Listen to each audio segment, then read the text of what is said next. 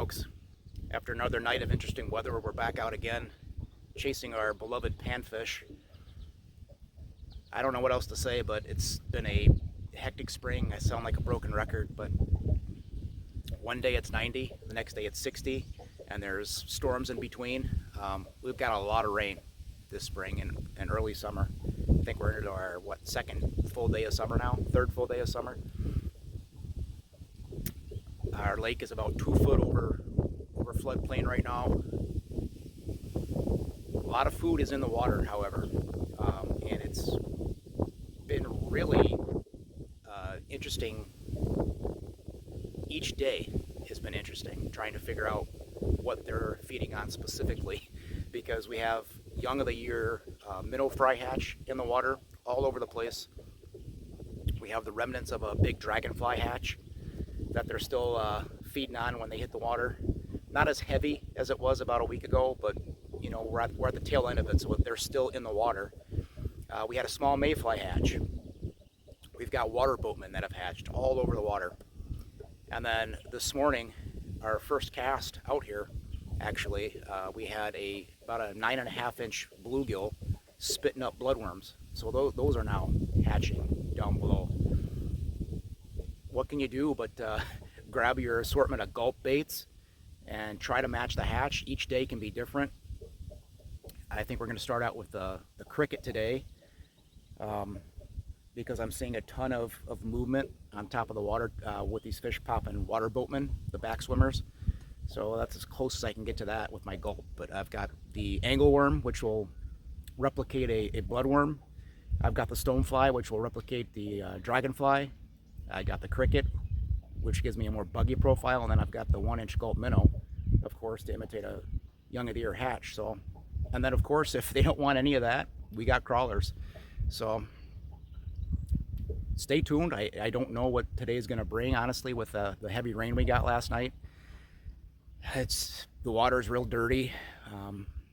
The water temperature itself is going the wrong way, in my opinion. It's starting to go down again. It's been trending that way for the last 4 days because of all the rain we've gotten and the cold nights. But I think we're supposed to be about 70 degrees today. And of course, we have another chance of storms. The Storm Prediction Center has us right in the bullseye for possible severe weather a little later this afternoon. So we'll see how much time we get out here. But until then, thank you for being out here with us, and I hope we can get some hook sets for you. Stay tuned. So that is what we're going to start out with, the old gulp cricket, with the intentions of trying to replicate somewhat of a buggy pattern with kind of a mix between a dragonfly and a water boatman, and even a mayfly at that. This cricket is really a good universal bait this time of year when you get all this stuff in the water. And we're going to be working that with the Lyall Leads Finesse Slip Float. It's more than just a strike indicator. This is actually a tool. We use this to manipulate the bait in the water and give it that natural buggy cadence. So this is what we're going to start out with, and I'll let you know if we change, because we don't wait long. We let the fish tell us what's going on, and we adjust to their program as need be to get, you know, our hook sets. So let's go. Let's get after it.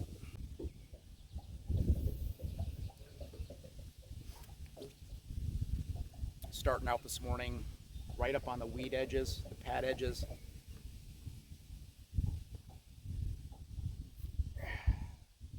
And there we go. We got to be careful here that we don't want to get stuck on catching a bunch of dinks and medium-sized fish, really. That's a crappie to start the day, but it's pretty basic. You're going to find panfish on weed lines, but we want the right ones. And sometimes those right ones pull back away from the pack, and they'll start holding on these first major break lines towards the bottom. And then you can even start targeting them out in the middle of the bay, believe it or not. Nice little crappie to start the morning.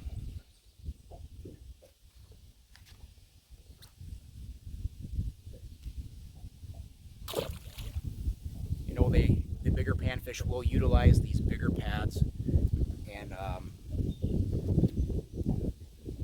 if this makes sense, deeper weed lines that come out a little bit farther than the normal or the average weed line, stuff that makes it out into that 8 to 10 foot of water, they will utilize that towards the bottom as well to get down there in the cool mud and to feed.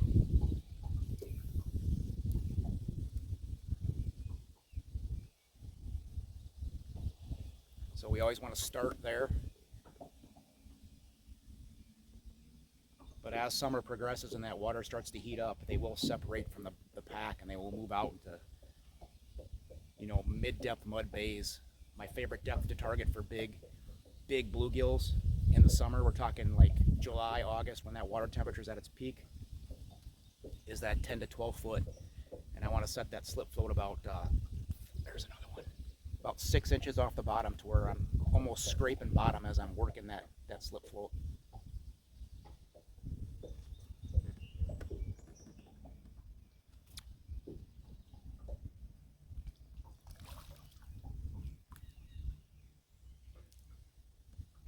That's a nice chunker.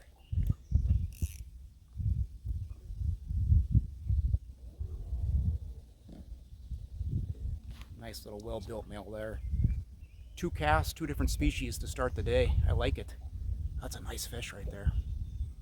So far those have both come off an 8-foot weed line down towards the bottom, so even that crappie was a little bit lower. You just gotta pay attention to where they're at, what they want, and you know, create yourself a little pattern, get some confidence going, and bam.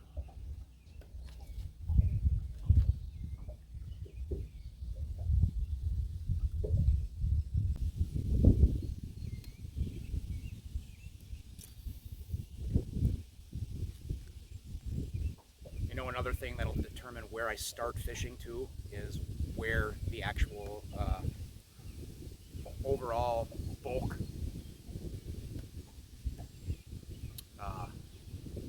prey is at. Are the minnow fry hugging the pads? Are the water boatmen out in the middle of the bay like they can be? Are there bloodworms hatching off of a point?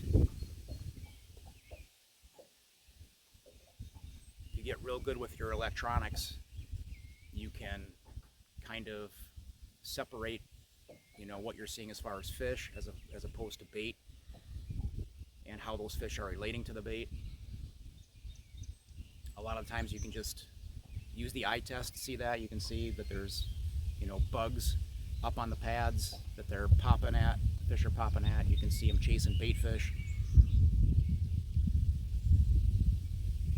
Just little details that, you know, most everybody's going to catch panfish when they go out panfishing. You know, find a dock, find a laydown, find a weed line, right? But it's those little details that'll help you consistently with the bigger fish in the boat. And when I say bigger, I personally think anything, you know, 9.5 to 11 is a trophy anywhere you go.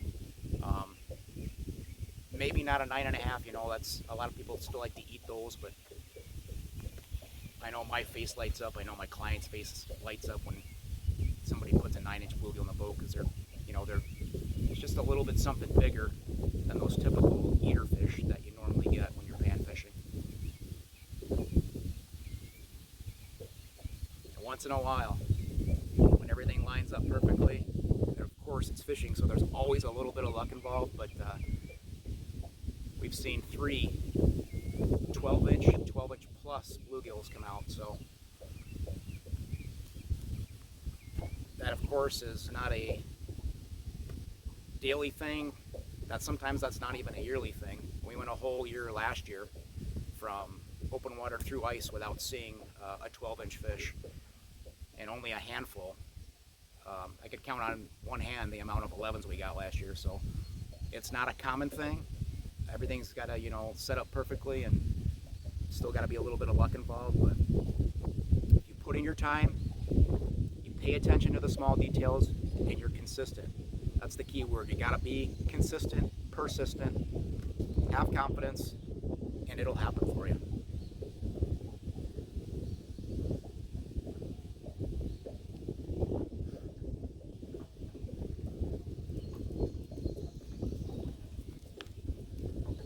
And you're going to catch a lot of 6-inch to 8-inch bluegills in between.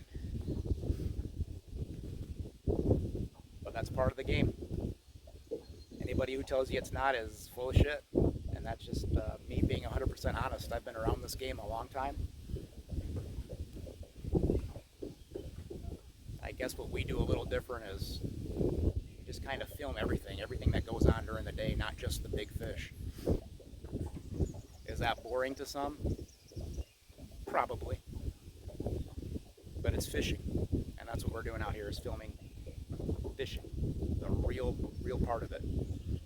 Are there days when we have a day and it's all big fish? Yeah, there's plenty of days like that.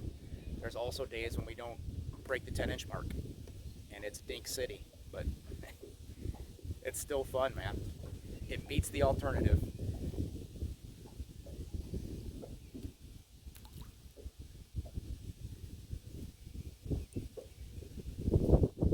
There's days we go out when we think we've got it all figured out because we've been on a 2 or 3 day pattern, and then things change. And it's up to you to figure it out again. You know, not everybody has live scope or a forward-facing sonar.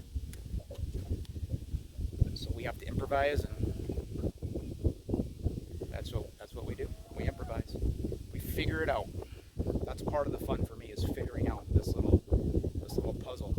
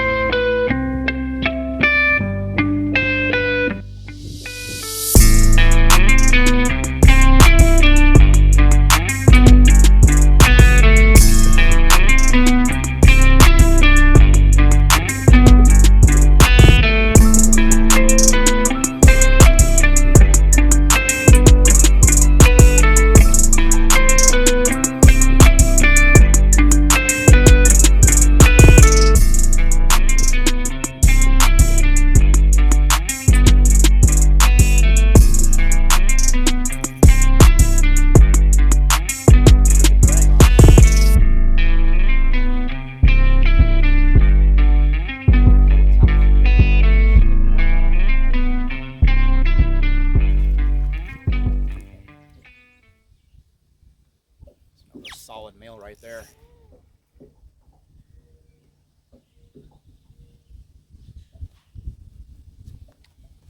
Check out the paint job on that beauty. That's a solid fish.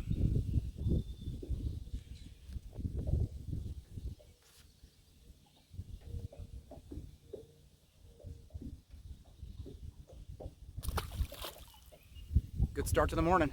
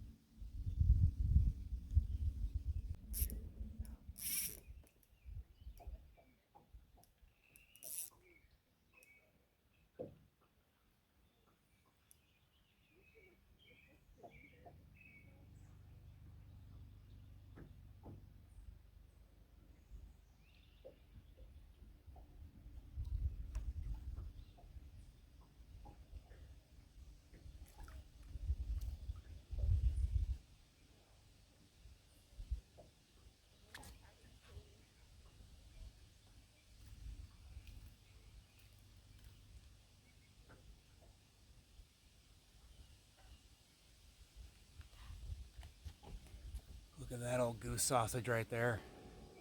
That is a dandy. Dandy Northwest Wisco pie plate right there.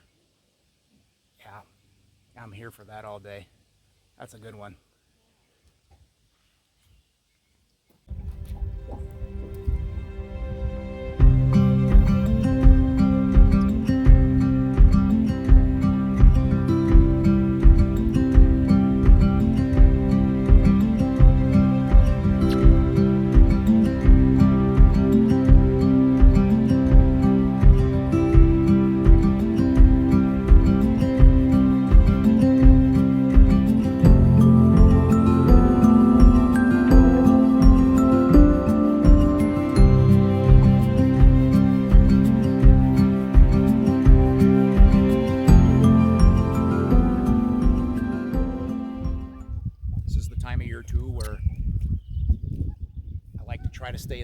disciplined as possible and work that bait all the way back to the boat, or at least 3/4 of the way back to the boat. Some of those bigger fish, like I said, as the day heats up and um, they don't want to be in any kind of sunlight, they kind of sink down towards that bottom, and a lot of times you'll catch those big 10-inch fish and you'll bring them up and you can see the mud, the silt on their bellies. And that'll happen more and more as the summer progresses and that water heats up.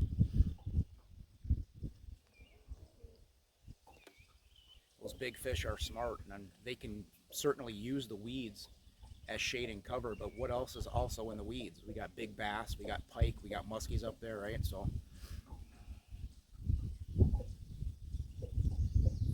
they're smart fish.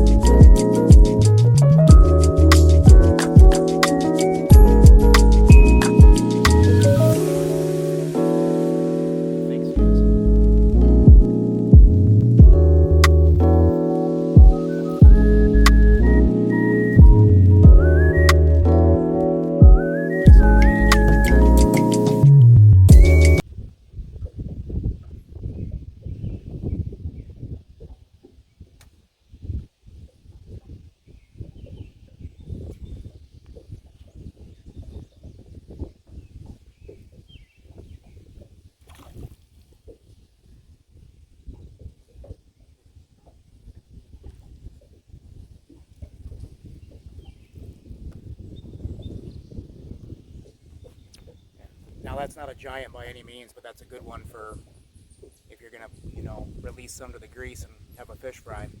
But it just goes to show you, I worked that bait all the way back to the boat, and the bobber literally started going down right as I was getting ready to lift out of the water. So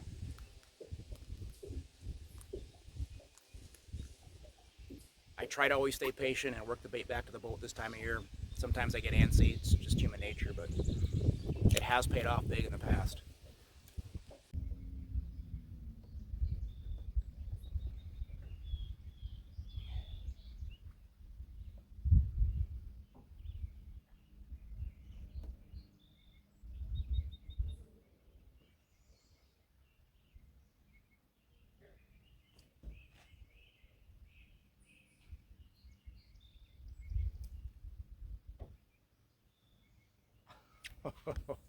Just another saucer.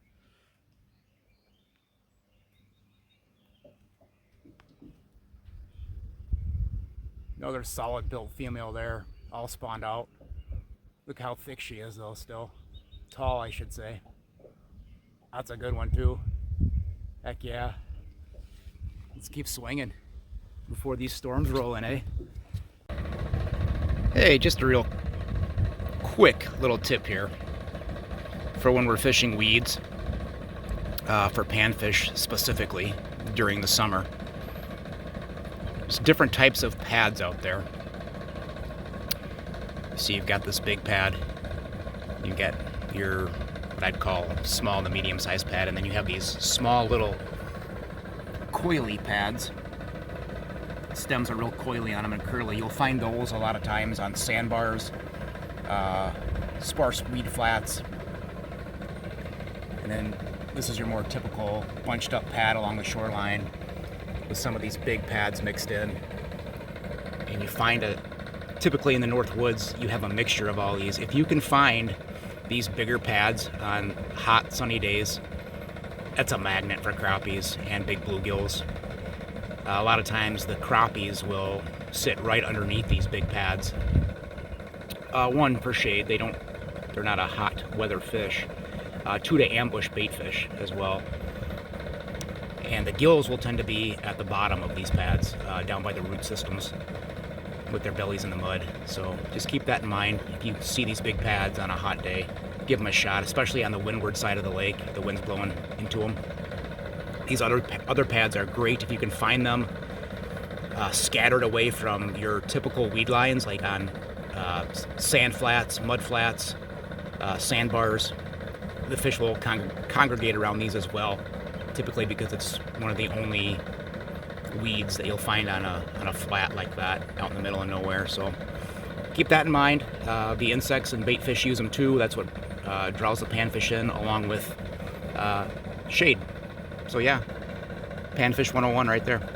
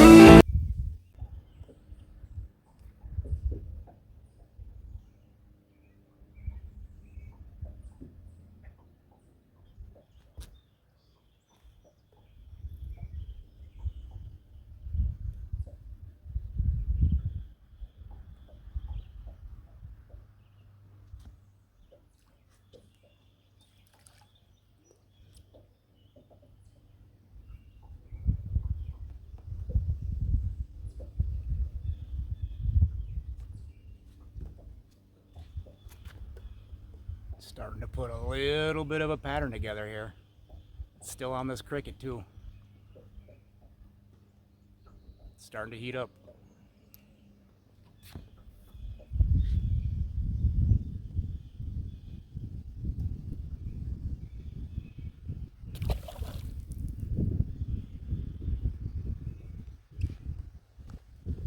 Just twitching this cricket about a foot off the bottom, trying to target 8 to 10 foot of weeds.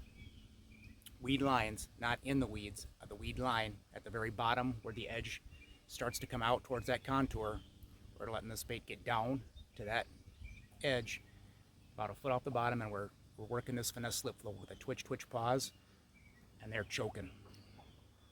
Some really nice fish today.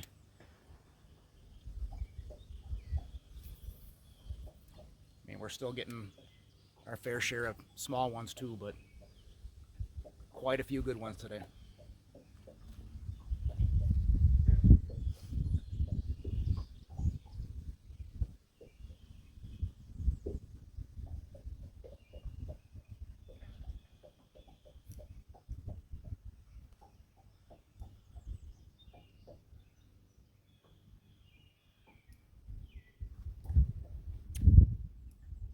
Feels like another solid one.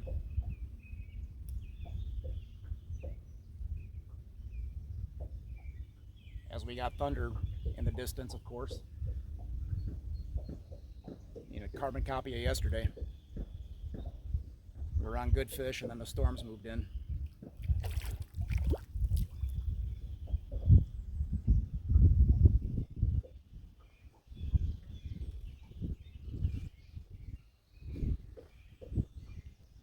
Another little angry fellow there.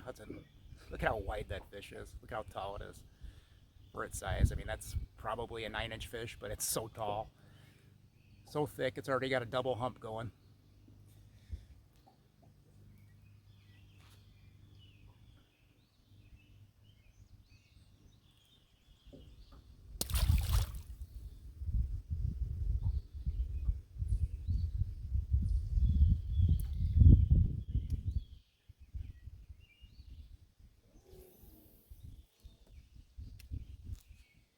Keep an eye on these cumulonimbi storm building clouds behind us. They are creeping.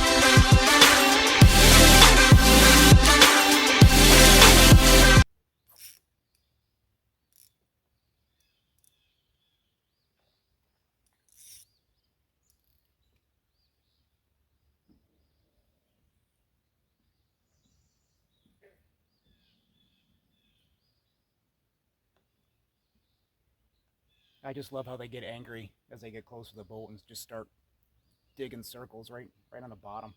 They don't want to come up. It doesn't matter what size they are, they're just all angry.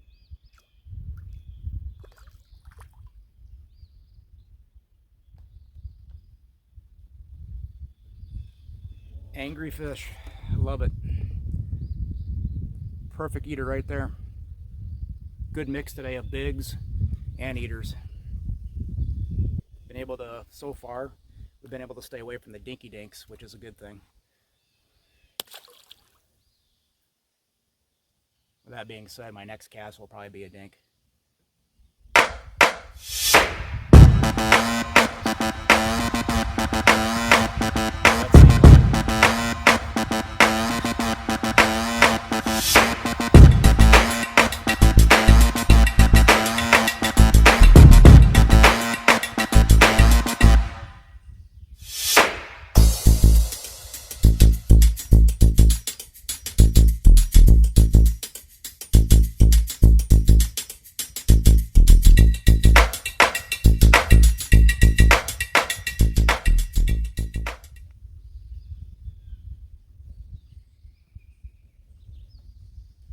You know, regardless if we're unable to finish this episode due to the weather,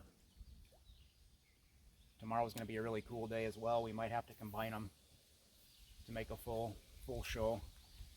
But we got Sean Cox back in the boat with us tomorrow, over from Big Lake, Minnesota. It's always a good time when Sean's in the boat.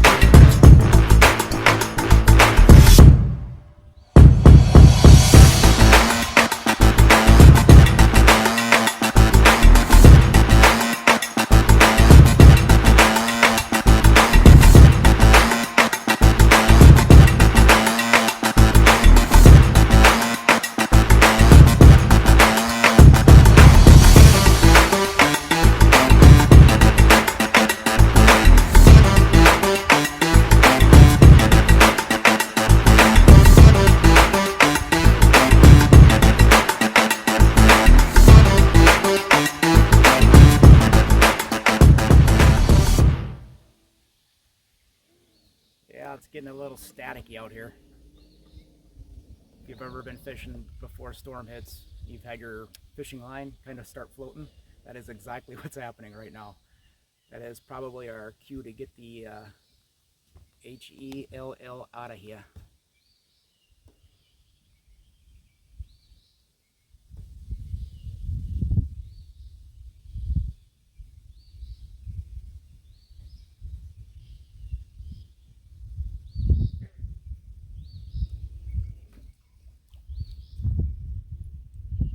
One more cast.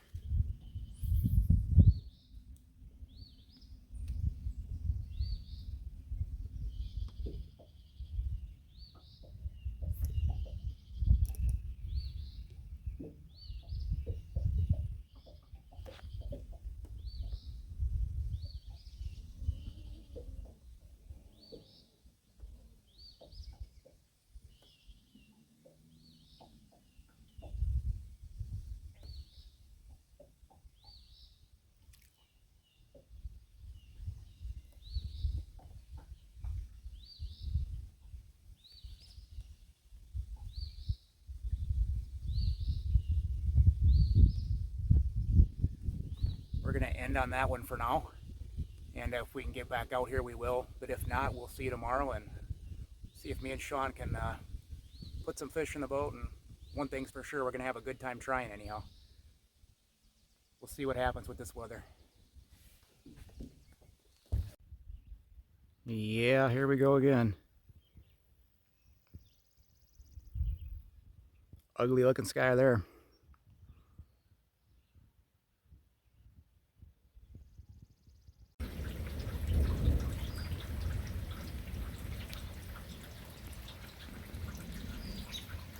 That was a pretty interesting little burst there.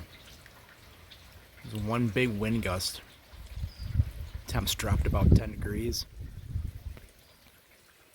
I thought we were going to be in some trouble, I guess you could say. It started hailing, little pea-sized hail. And then kind of nothing. No heavy rain downbursts, just some light showers. I think the bulk of it stayed south. But we'll keep an eye on it here for a minute.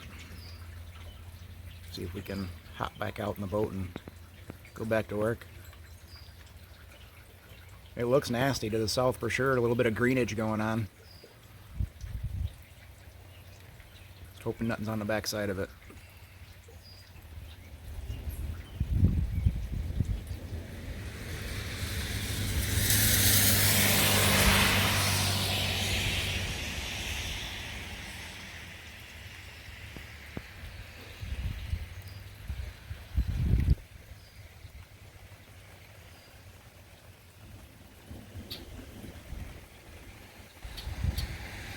So, after that first round of storms, we were able to get back out on the water. Sun's out. It's almost hot and steamy. Tropical-like, much warmer than it was when we started the day. I do believe there is a second round of storms due in here in about an hour or two, and I can already tell by looking at the sky that it's a good possibility. We've got some storm clouds bubbling up above us, but hopefully it stays off to our north. But people ask me all the time, dude, why do you chase these bluegills and crappies, these panfish, so hard and so avidly? They're just panfish. Well, I look at that as like to each their own, right? I mean, I think the same way about bass. Like, they're just bass. They're very easy to catch as well. But I don't know. It's just been a lifelong passion of mine, and it didn't always start out that way.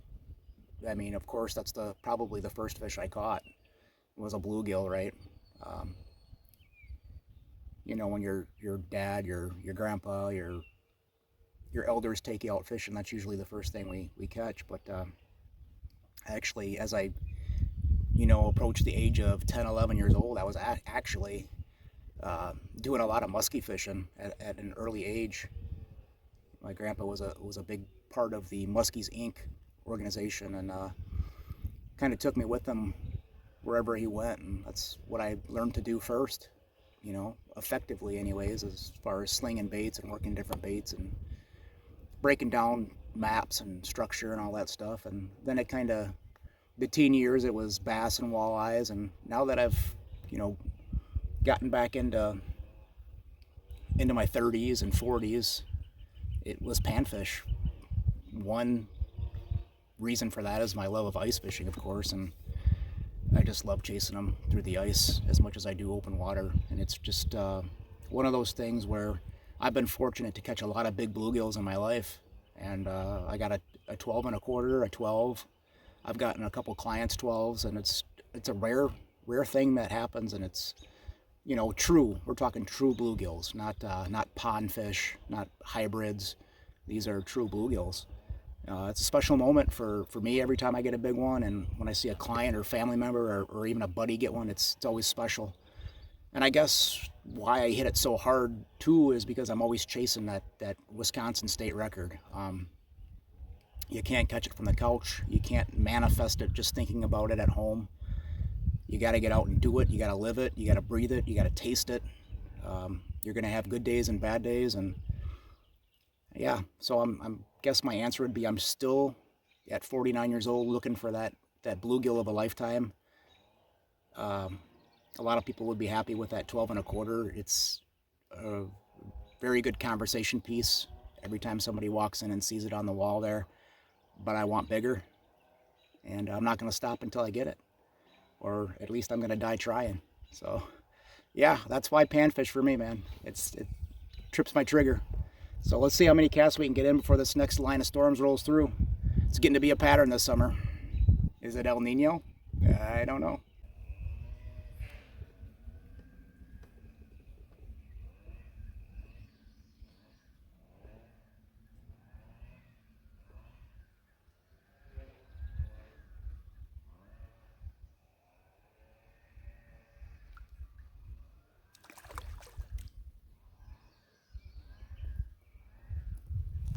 Good eater there.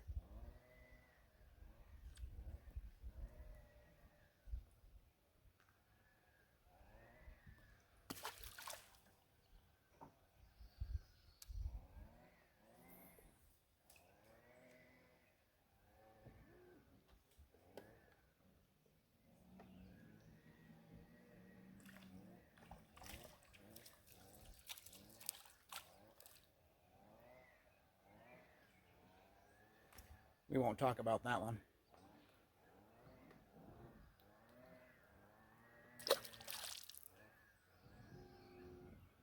I mean, they gotta eat too.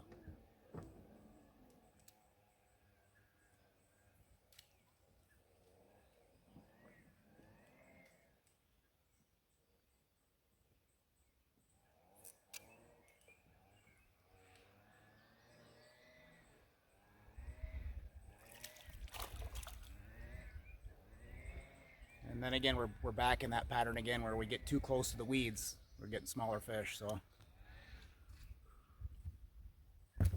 time to adjust. Yeah, this feels like one of them there intelligent bass fish.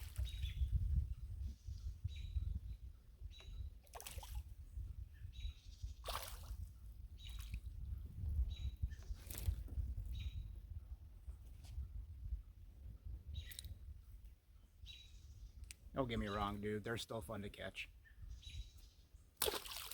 I mean, we prefer them a little bigger than that, for goodness sake, but bobber down's a bobber down.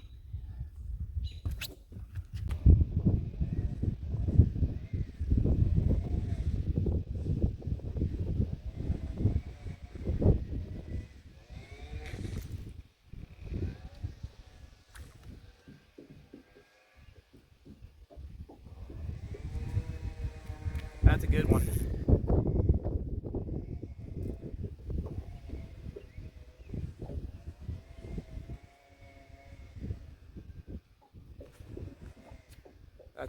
That's a 10-inch fish right there all day.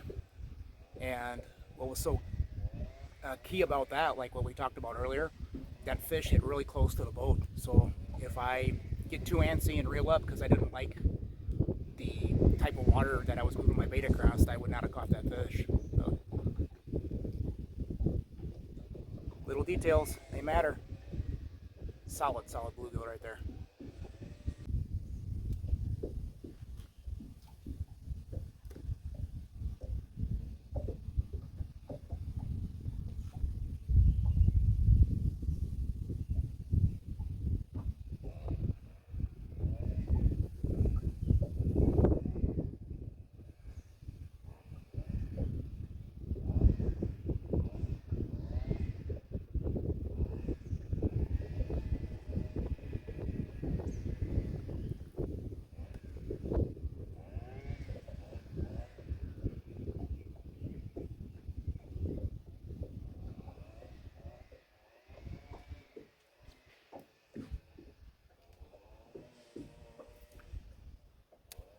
Go back to the shady part of the street here.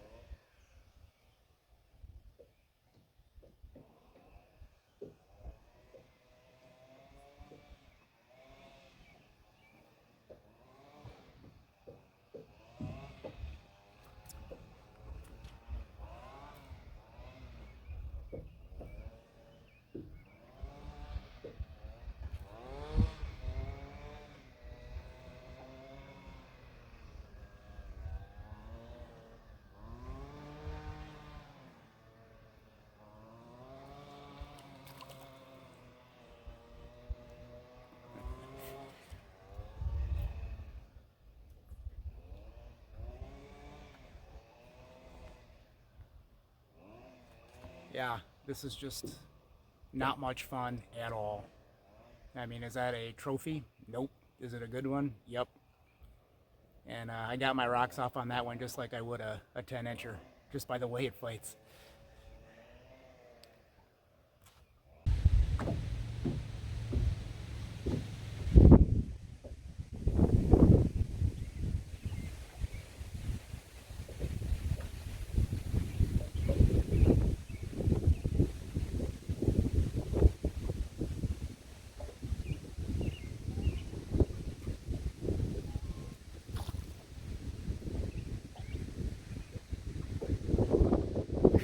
Good Lord.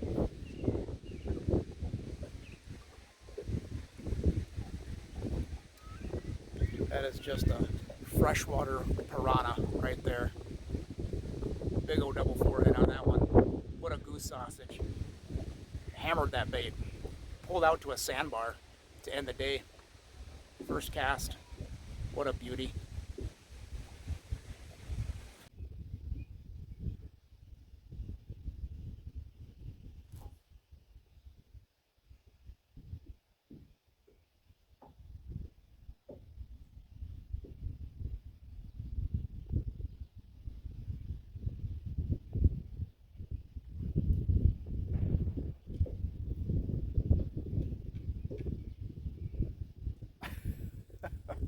Just another biscuit.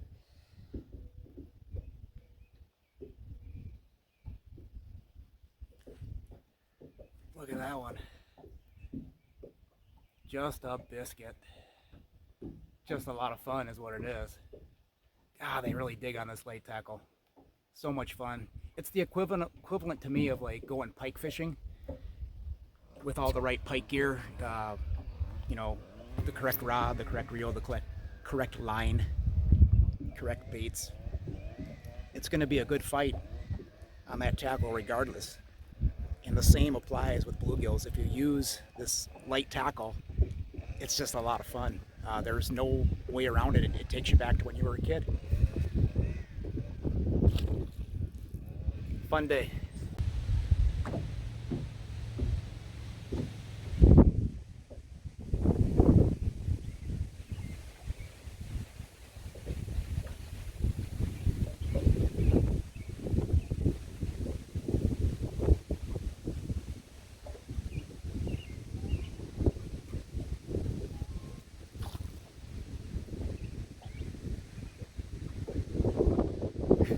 Good Lord.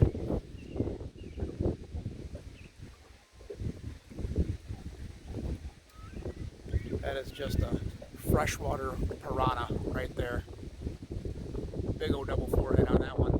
What a goose sausage. Hammered that bait. Pulled out to a sandbar to end the day. First cast. What a beauty.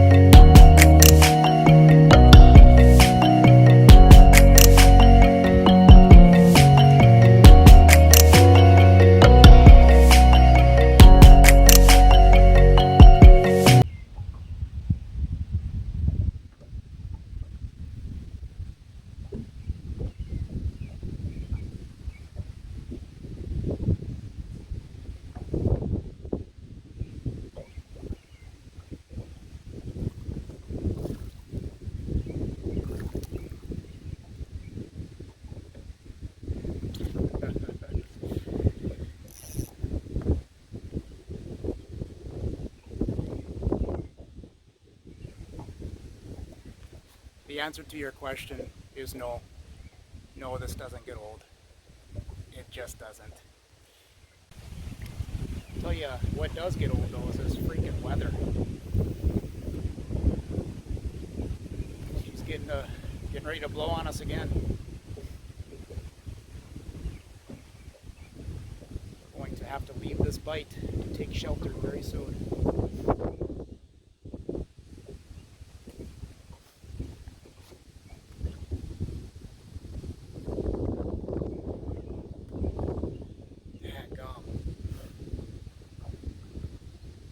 Temperatures dropped like 10 degrees again.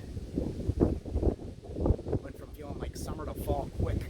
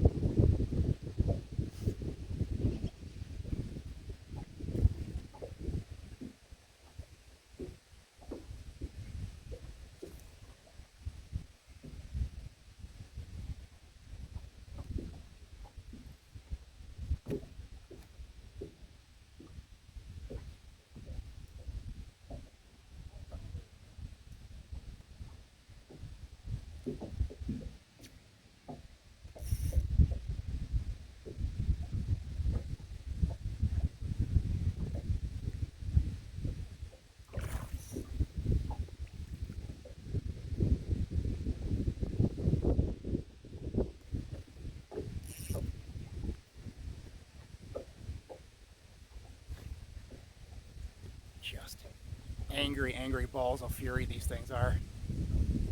The drag's getting a supersized workout today. Gotta give props to these PC Fun Carbon X 1000s.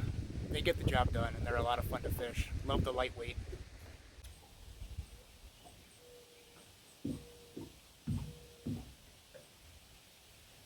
Got me wrapped up in the cabbage.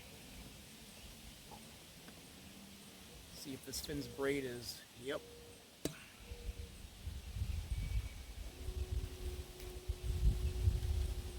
No fish, but I got my hardware back.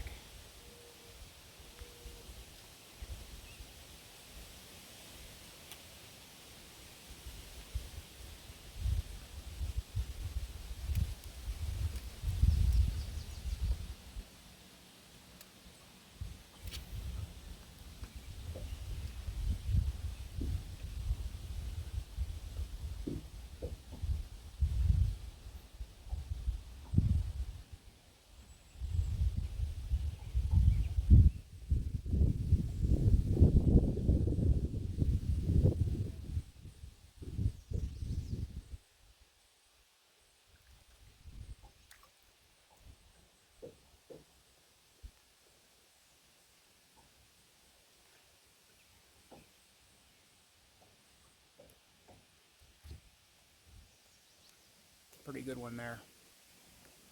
Just about too big to keep, but he would probably make the live well if I was desperate for a fish fry.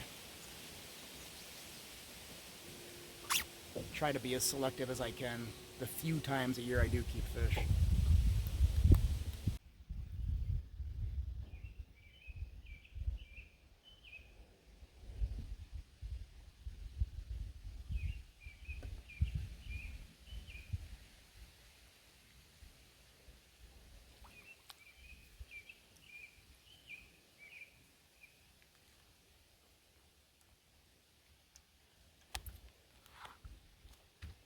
Another perfect little eater there.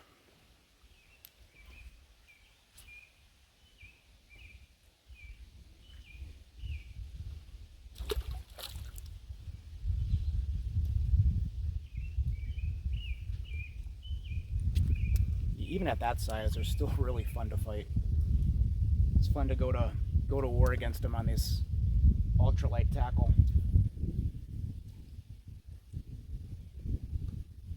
the 7-1 Toxic Elite Panfish Stick paired up with a 1000 series PC Fun reel, and we got the 2-pound Finn's braid on.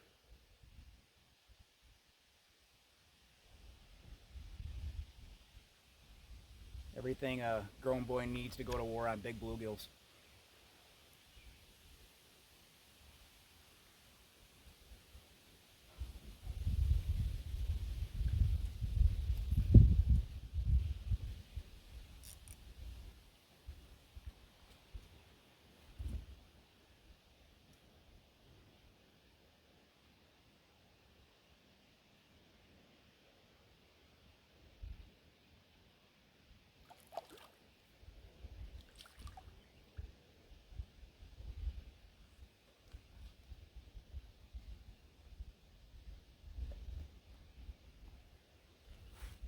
Again, that's only an 8-inch fish right there, but pretty tall for an 8-incher.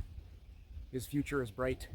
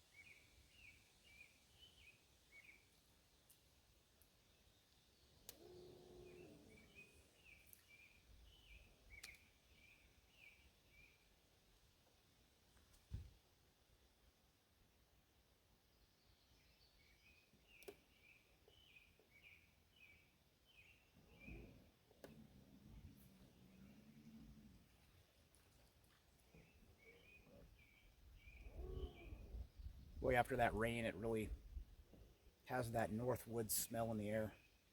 Fresh air, pine needles. A real earthy smell.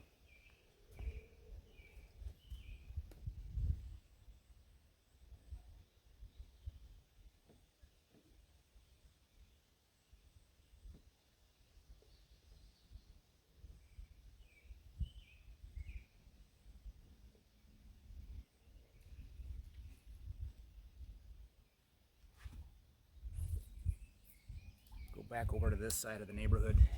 A little shadier on this side.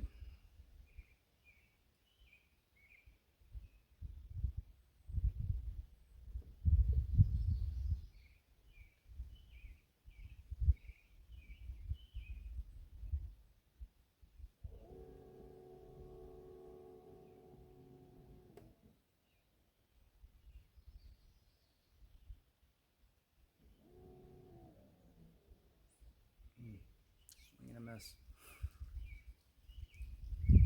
Doing a lot of that today.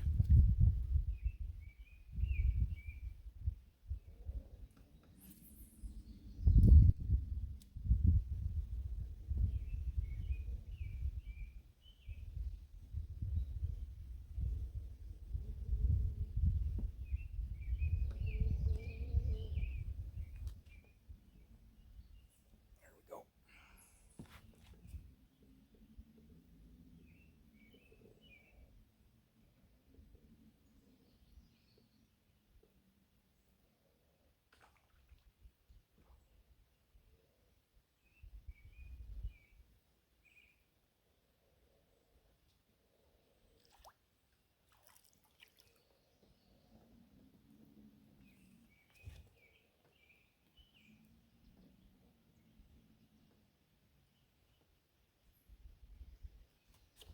Another little saucy gal there. Perfect little bluegill there.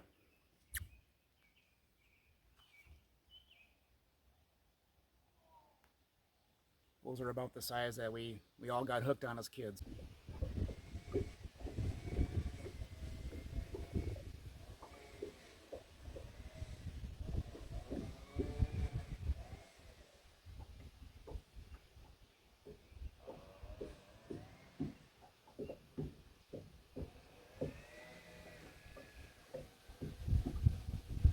I don't know if y'all can see this tree that I'm fishing right now. This tree literally came down 2 years ago when we were fishing very, very close to this exact spot where we were just fishing some pads. And I had a very close friend of mine, a dear neighbor who passed away recently, in the boat with me.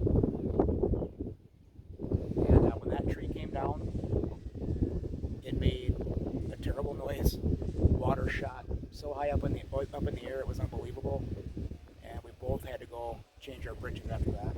It literally missed us 25 yards, if that, enough to scare the living piss out of you, let me tell you.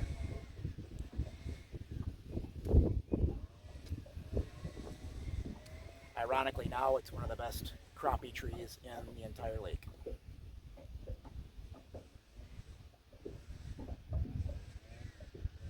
But I think about that moment and who was with me every time I fish this tree. It's another beautiful thing about fishing.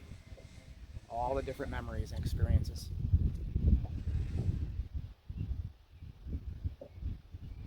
This spot has gone cold, so we're going to skedaddle and try to set a few more hooks before this next round of storms moves in.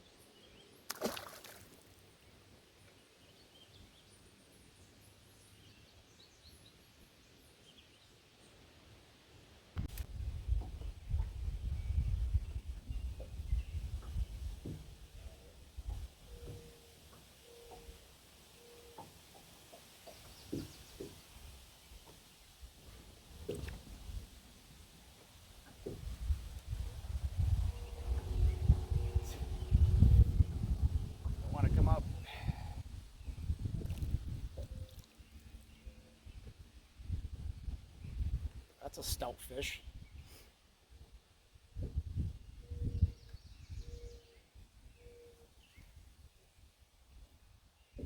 It's a 9-inch tank. Hardwired for action is what that guy was hardwired for.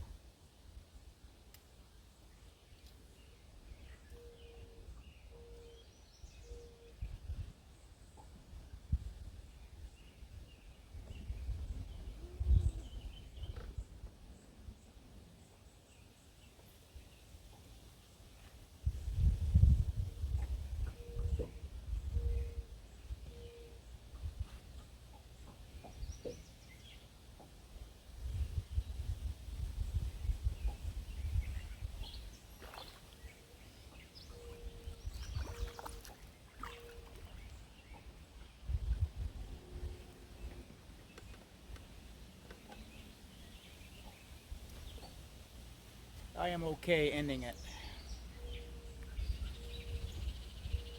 on that guy right there. Good enough for me. That was a fun day. This storm is on us, the second round, so we're gonna skedaddle. If for some reason we get an opportunity to fish that last hour of daylight today for crappies, we will. If not, we'll see you next time.